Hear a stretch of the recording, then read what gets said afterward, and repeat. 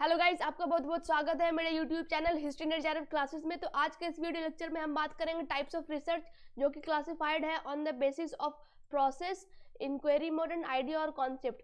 तो जो मेरे वीडियो को पहली बार देख रहे हो वो प्लीज़ मेरे चैनल को जाकर सब्सक्राइब कर ले और बेल आइकन प्रेस कर दे।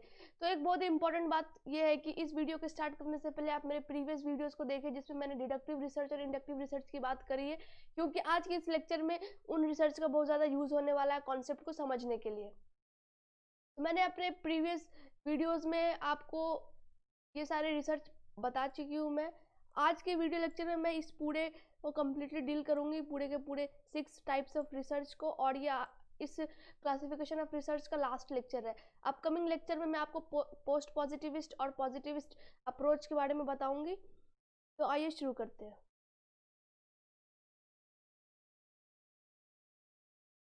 या तो क्वांटिटिव रिसर्च को हम डिडक्टिव रिसर्च भी कहते हैं, जहाँ पर जो मूवमेंट है रिसर्च मेथड का या फिर रिसर्च अप्रोच का वो जनरल टू स्पेसिफिक होता है।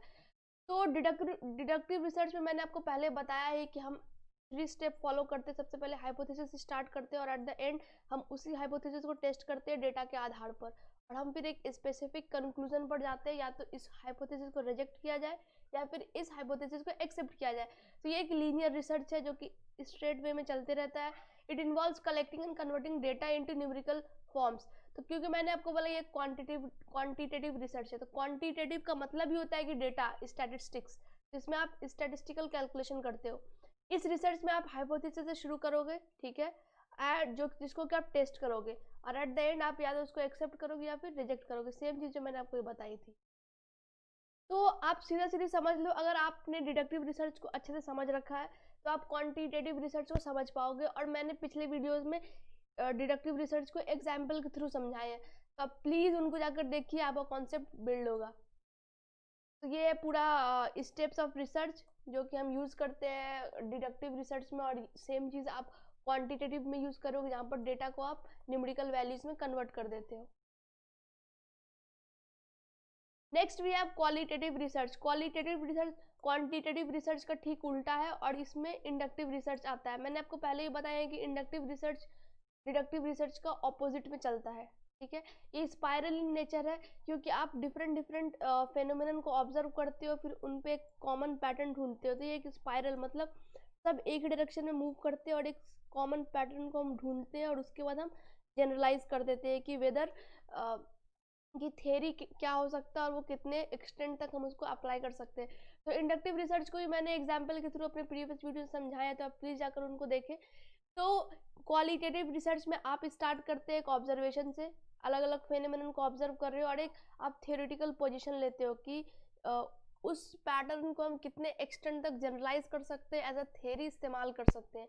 सिंपल है कि इसका मूवमेंट है from specific to theory. Why specific? क्योंकि आप अलग अलग फेनोमेनन को ऑब्जर्व करें जो कि अपने आप में एक यूनिक और स्पेसिफिक नेचर और वैल्यू कैरी करता है। तो क्वालिटेटिव रिसर्च में कुछ और मेथड्स और अप्रोचेस यूज होते हैं, और ये बहुत इंपॉर्टेंट है जितने भी अभी मैं आपको टर्मिनोलॉजी बताऊंगी, क्योंकि नेट एग्जाम में बार बार इस तरह के क्वेश्चंस आते रहते हैं कि फोकस ग्रुप किससे रिलेटेड है, या फिर इन डेप्थ इंटरव्यूज, या फिर नैरेटिव रिसर्च। सबसे पहला है फोकस ग्रुप। फोकस ग्रुप का मतलब ये कि एक ग्रुप है जो कि बहुत फोकस्ड है, दैट इज स्मॉल ग्रुप, 6 से 10 लोगों का ग्रुप है। और ये ग्रुप के मेंबर करते क्या है, ये किसी टॉपिक को डिस्कस करते हैं और एक अंडरस्टैंडिंग उस पर बिल्ड करते हैं। They keep on asking different different questions from different different approaches, अलग अलग ढंग से सवाल करते हैं एक ही टॉपिक पे, और एक रिसर्च प्रोसेस में कंट्रीब्यूट करते हैं कि क्या क्या क्वेश्चंस हो सकते हैं जिन पर रिसर्च किया जा सकता है, जिन पर अंडरस्टैंडिंग बनाई जा सकती है। नेक्स्ट है डायरेक्ट ऑब्जर्वेशन। डायरेक्ट ऑब्जर्वेशन में क्या आप किसी भी डेटा को कलेक्ट कर रहे हो एज एन एक्सटर्नल ऑब्जर्वर, कि आप किसी भी टॉपिक पे रिसर्च कर रहे हो, राइट, और आप बाहर से बैठ के ऑब्जर्व करके डेटा कलेक्ट कर रहे हो, तो वो इसके अंदर आ जाता है डायरेक्ट ऑब्जर्वेशन के अंदर। Next we have in depth interviews. In depth 1-to-1 interview है, फेस टू फेस, और ये बहुत ही ज़्यादा अनस्ट्रक्चर्ड है। स्ट्रक्चर्ड और अनस्ट्रक्चर्ड मैं अभी आगे बताऊंगी तो आपको समझ में आएगा कि कैसे ये रिलेटेड है। नेक्स्ट है नैरेटिव रिसर्च। नैरेटिव रिसर्च में आप क्या करते हो, लिटरेचर को रिव्यू करते हो, उसको क्रिटिकली इंटरप्रेट करते हो, और कोशिश करते हो कि कुछ नया नॉलेज, नया कॉन्सेप्ट या फिर कुछ नया मीनिंग निकल कर बाहर आ पाए। Next we have phenomenology. इसमें रिसर्चर क्या करता है कि एक या एक से अधिक इंडिविजुअल का क्या एक्सपीरियंस है एक ही फेनोमेनन को लेकर, जैसे कि फॉर एग्जांपल अभी पैंडेमिक या कोरोना का टाइम चल रहा है, तो इसको लेकर अलग अलग इंडिविजुअल का अपना एक अलग अलग एक्सपीरियंस है, उनका एक अलग अलग अंडरस्टैंडिंग है इस चीज़ को लेकर, तो वो फेनोमेनोलॉजी के अंदर आ जाएगा। अगर रिसर्चर इस तरह के क्वेश्चन को सीख करता है कि क्या उनका एक्सपीरियंस रहा। Ethnography study of a culture, कि आप किसी भी पर्टिकुलर कम्युनिटी की, पर्टिकुलर सोसाइटी की और पर्टिकुलर पॉकेट की कल्चर की जब स्टडी करते हो तो वो इथनोग्राफी के अंदर आएगा। Next we have case study research. Simple है कि आप एक फोकस्ड स्टडी करोगे मल्टीपल केसेस पे। Grounded theory to generate and develop a theory, क्योंकि मैंने आपको बताया है कि क्वालिटेटिव रिसर्च में आप स्पेसिफिक टू थ्योरी की तरफ मूव करते हो और एट द एंड आप थ्योरी को जनरेट करते हो, इसलिए इससे रिलेटेड है ग्राउंडेड थ्योरी, कि आप जितने भी डाटा कलेक्ट किया है, अलग अलग ऑब्जर्वेशन फेनोमेनन को ऑब्जर्व किया और उसके आधार पर आप थ्योरी डेवलप करते हो, जनरेट करते हो, तो इसलिए ग्राउंडेड थ्योरी के अंदर आएगा कि आप थ्योरी को ग्राउंड कर रहे हो, उसको फाउंडेशन स्टोन दे रहे हो।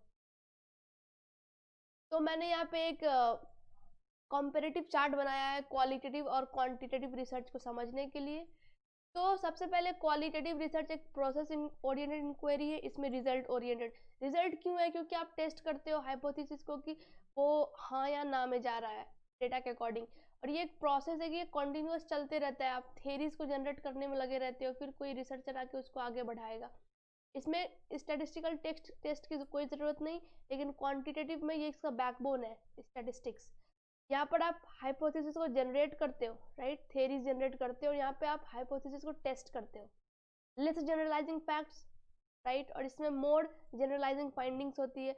रिजल्ट्स आर वेरी डिस्क्रिप्टिव, बहुत ज़्यादा डिस्क्रिप्टिव होती है, बहुत ज़्यादा सब्जेक्टिव होती है, और इसमें रिजल्ट्स जो है वो स्पेसिफिक है, येस और नो, वेदर हाइपोथेसिस डेटा के अकॉर्डिंग रिजेक्ट हो रहा है या फिर एक्सेप्ट हो रहा है।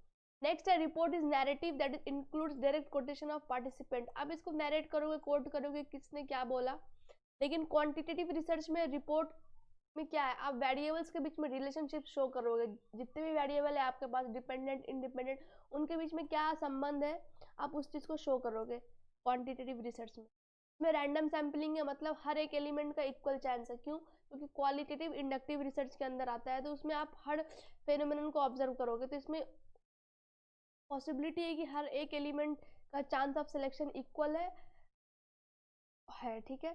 और इसमें ऐसा नहीं है, क्योंकि आपको एक अपना हाइपोथेसिस टेस्ट करना है, तो हाइपोथेसिस टेस्ट करने के लिए आप उसके अकॉर्डिंग डेटा कलेक्ट करोगे, उसके अकॉर्डिंग आप अपने प्रोसेस को आगे बढ़ाओगे, तो इसमें नॉन रैंडम सैम्पलिंग हो, क्योंकि आपको बहुत ज़्यादा स्पेसिफिक होना पड़ता है कि आपको कौन सा एलिमेंट लेना है, कौन से वेरिएबल्स को लेना है, कौन सा फैक्टर्स को इंक्लूड करना है और किसको नहीं करना है।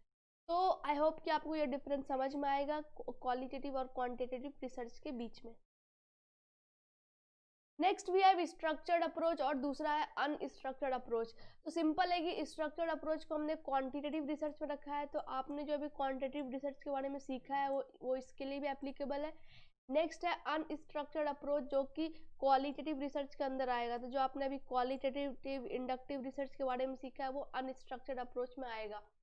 It doesn't allow much flexibility, क्योंकि बहुत ज़्यादा डेटा ड्रिवन है, बहुत ज़्यादा स्पेसिफिक है, इसमें आप पूरा फ्लेक्सिबल रहोगे, चाहे इन डेप्थ इंटरव्यूज हो या फिर इथनोग्राफी या फिर आप किसी कल्चर को स्टडी कर रहे हो, तो वहाँ पे फ्लेक्सिबिलिटी आती है। स्ट्रक्चर्ड अप्रोच में आप क्या करते हो कि कोई भी प्रॉब्लम है आप उसको एक्सटेंट को मेजर करते हो। एक्सटेंट क्यों? क्योंकि ये क्वांट है, आप यहाँ पे डेटा और नंबर हाउ मेनी पे बात करोगे, क्वेश्चन यहाँ पे हाउ मेनी का हो जाता है। और अनस्ट्रक्चर्ड अप्रोच में क्या होता है, आप नेचर एक्सप्लोर करते हो प्रॉब्लम का। क्यों? क्योंकि ये क्वालिटेटिव है नेचर, क्वालिटेटिव रिसर्च होने की वजह से इसमें जो भी प्रॉब्लम है हम उसके नेचर को देखते हैं कि वो किस तरीके का प्रॉब्लम है, और इसमें हम एक्सटेंड को देखते हैं। तो ये मेजर डिफरेंस यहाँ पे आपको दिख रहा होगा दोनों के। तो ये था स्ट्रक्चर्ड और unstructured approach. Next we have conceptual research और एम्पिरिकल रिसर्च। तो कॉन्सेप्चुअल सीधा है, क्या वो कॉन्सेप्ट डेवलप करना है, नए कॉन्सेप्ट, जो भी एग्जिस्टिंग कॉन्सेप्ट है उसको फिर से रीइंटरप्रेट करना है, उस पर फिर से विचार करना है, सोचना है, और फिर एक नए कॉन्सेप्ट को जन्म देना है। It is generally used by philosophers और थिंकर्स। जो भी फिलोसफर या थिंकर है वो कॉन्सेप्चुअल रिसर्च का इस्तेमाल करते हैं। नेक्स्ट है एम्पिरिकल रिसर्च। एम्पिरिकल रिसर्च में आप डेटा का इस्तेमाल करोगे, बहुत सारा डेटा बेस्ड रिसर्च है। It relies on experience and observation, जो भी आपका एक्सपीरियंस है, जो भी आप ऑब्जर्व कर रहे हो उस पर ये आधारित है। तो मैंने आपको बताया है कि ऑब्जर्वेशन किसके अंदर आता है, a working hypothesis is formulated, simple, तो ये सीधा सीधा रिलेट कर रहा है डिडक्टिव रिसर्च से या फिर क्वांटिटेटिव रिसर्च से। The hypothesis is tested, fine, based on collected data. तो ये था एम्पिरिकल रिसर्च जो कि बहुत ज़्यादा डेटा बेस्ड है, क्वांटिटेटिव है इन नेचर में, जहाँ पर आप हाइपोथेसिस को फॉर्मुलेट करते हो और उसको टेस्ट करते हो। तो गाइज मैंने यहाँ पे एक शॉर्ट कर दिया है कि क्वालिटेटिव रिसर्च के अंदर अनस्ट्रक्चर्ड अप्रोच, इंडक्टिव रिसर्च और रैंडम सैम्पलिंग होती है, जो मैंने आपको अभी एक्सप्लेन की है। और क्वांटिटेटिव रिसर्च में स्ट्रक्चर्ड अप्रोच है, deductive research, non random sampling और एम्पिरिकल रिसर्च। तो कुल मिला के कहने का ये है कि अगर आपने पिछले वीडियोस में डिडक्टिव रिसर्च और इंडक्टिव रिसर्च को अच्छे से सीखा है तो आपको क्वालिटेटिव, क्वांटिटेटिव और अनस्ट्रक्चर्ड, स्ट्रक्चर्ड अप्रोच और एम्पिरिकल रिसर्च को समझने में कोई भी दिक्कत नहीं होगी। तो गाइज आज के लिए बस इतना ही। आई होप कि आपको मेरा वीडियो पसंद आया होगा, आपके कॉन्सेप्ट बिल्ड होंगे, आपके अंडरस्टैंडिंग इंक्रीज होगी। तो आपको ये वीडियो कैसा लगा आप प्लीज़ मुझे कमेंट बॉक्स में कमेंट करके बताइए। मेरे चैनल को सब्सक्राइब कीजिए, मेरे वीडियो को लाइक कीजिए, मैक्सिमम टू मैक्सिमम शेयर कीजिए। और आप हमें इंस्टाग्राम, फेसबुक पर फॉलो कर सकते हैं, टेलीग्राम पर ज्वाइन कर सकते हैं, लिंक डिस्क्रिप्शन बॉक्स में दी हुई है। Thank you very much.